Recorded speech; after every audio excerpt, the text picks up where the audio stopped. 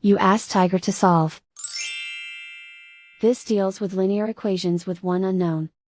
The final result is x equals 24/7. Let's solve it step by step. Simplify the expression.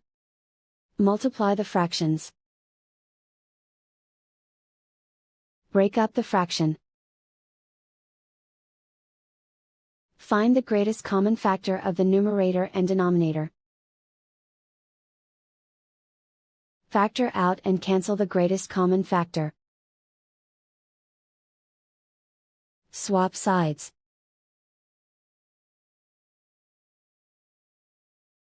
Group all constants on the right side of the equation. Subtract 4 from both sides.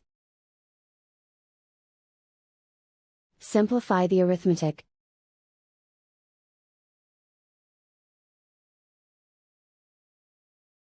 Isolate the x. Multiply both sides by inverse fraction 2/7. Group like terms.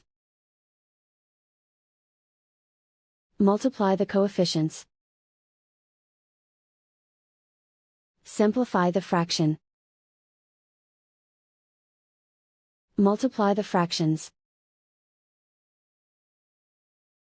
Simplify the arithmetic. And so the final result is x equals 24/7.